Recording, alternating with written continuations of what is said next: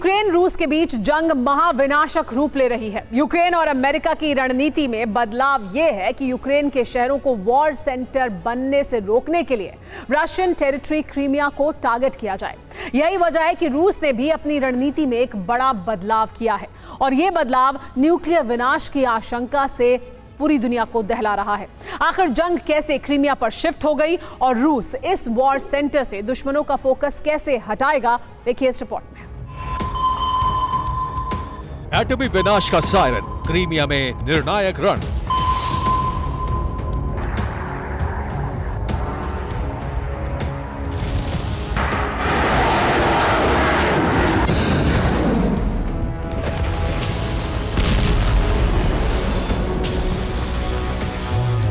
Attack पर रजामंद US, सब होगा तहस नहस।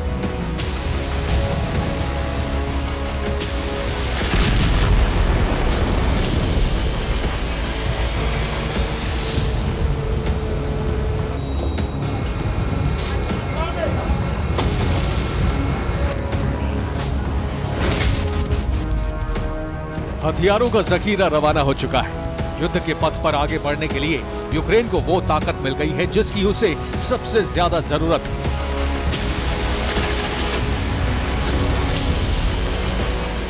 ये आर्मर्ड डिप्लॉयमेंट अमेरिका से निकलकर यूक्रेन की जमीन पर उतरेगा, लेकिन इस बार इन हथियारों का मकसद अपने क्षेत्र की रक्षा नहीं बल्कि अटैक होगा।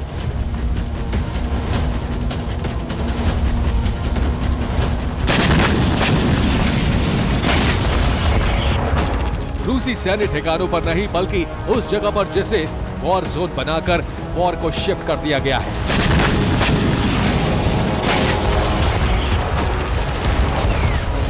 वो बैटल ग्राउंड है क्रीमिया, यानी वो ठिकाना जिसे 2014 में रूस ने यूक्रेन से हासिल किया था। वहीं अब तबाही का बवंडर उठने वाला है, जिसका सबूत है अमेरिका से भेजे जा रहे घातक हथियार, वो भी ऐसे जो क्रीमिया की वापसी के लिए रूसी सेना को निशाना बनाएंगे।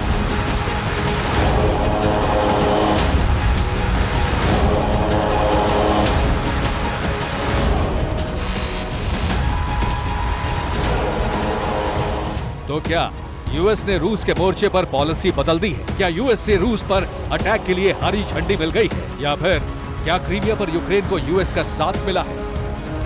बदले हुए हालातों में इन सभी सवालों का जवाब हाँ है, लेकिन खुले तौर पर अगर अमेरिका रूस पर अटैक की बात स्वीकार करेगा तो विनाश निश्चित है।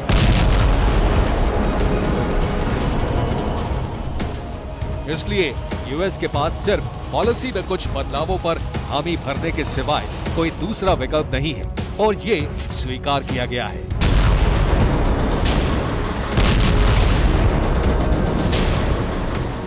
लेकिन जैसे ही अमेरिका की तरफ से साफ हुआ कि अब टारगेट क्रीमिया है, जिसमें यूक्रेन को हर तरह की मदद मिलेगी, वैसे ही रूस में भी हलचल बढ़ गई। भविष्य की प्लानिंग का खुलकर ऐलान नहीं किया गया, लेकिन जो प्रतिक्रिया दी गई है वो एक दायरे में सीमित रहकर भी विनाशकारी है।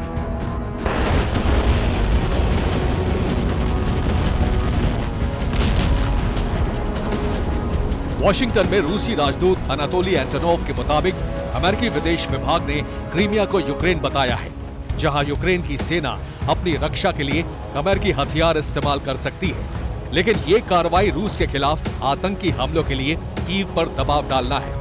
याद रहे, संघर्ष बढ़ने से सिर्फ जोखिम बढ़ेगा।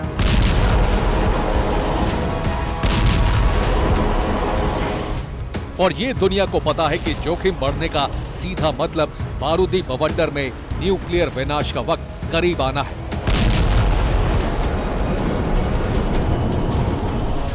लेकिन ना तो इससे अमेरिका पर कोई फर्क पड़ रहा है, ना ही कीव पर किसी तरह का डर दिख रहा है।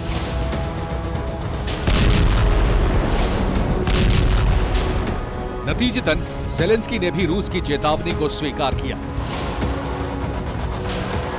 ज़ेलेंस्की के मुताबिक यूरोप और अमेरिका यूक्रेन को हथियार देते हैं तो क्रीमिया वापस हासिल करने की कोशिश करेंगे। ये एक इरादा नहीं है बल्कि हमारी जमीन को वापस हासिल करने का लक्ष्य है। क्रीमिया हमारी जमीन है, हमारा क्षेत्र है।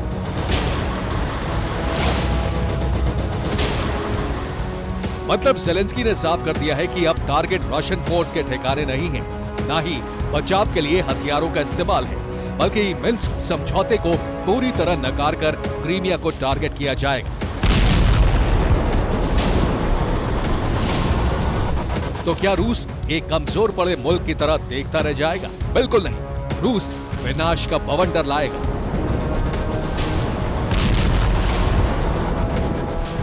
दरअसल प्रेसिडेंट पुतिन क्रीमिया को जंग की रेड लाइन बता चुके हैं। इसके अलावा रूस ने न्यूक्लियर हथियार के इस्तेमाल से भी परहेज न होने का ऐलान कर दिया है।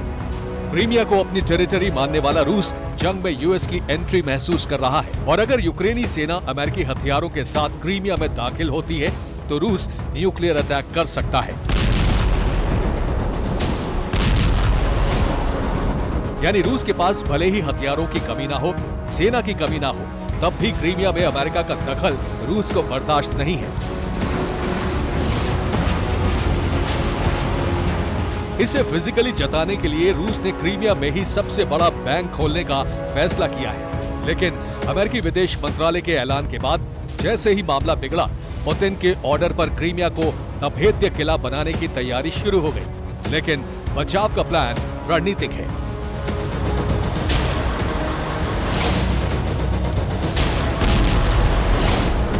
पुतिन के नए war leader general Valery Gerasimov के प्लान के तहत यूक्रेन के खिलाफ एक्शन में रूस अब 3 मोर्चों से अटैक करेगा। पहला मोर्चा ब्लैक सी होगा, जहां क्रीमिया की सुरक्षा का बैकअप होगा। इसके अलावा रूस दूसरे मोर्चे पर यूक्रेन को कमजोर करने के लिए बाख्मुत और खार्किव की सीमा से भी आगे बढ़ेगा। वहीं तीसरा मोर्चा खुलेगा बेलारूस से, जिसका टारगेट लुत्स्क और लवीव होगा। यानी यूक्रेन को क्रीमिया तक अटैक करने वाले हथियार नेटो देता है, तब भी कीव के लिए अपने पूर्वी और पश्चिमी हिस्से का बचाव मुश्किल हो जाएगा। जबकि यूक्रेन के बाकी हिस्सों में खलबली मचाने के लिए 7 लाख रशियन सैनिक घुसपैठ भी कर सकते हैं। हालांकि ये कीव से जारी चेतावनी है, लेकिन रूस की तैयारी को देखते हुए इस चेतावनी को सच के करीब माना जा सकता है। और रूस की इस तैयारी के पीछे का कारण क्या है, इसे भी समझ लीजिए। कारण है अमेरिका के हथियार। अमेरिका अब यूक्रेन को ग्राउंड लॉन्च्ड स्मॉल डिजास्टर बम यानी GLSDB देने जा रहा है। दावे के तहत अमेरिका के गाइडेड बम 150 किलोमीटर रेंज तक जमीन का कब्जा मुक्त करवा सकते हैं। हालांकि मौजूदा हाईमार्स से भी 92 किलोमीटर रेंज तक कब्जा मुक्त कराने का दावा है।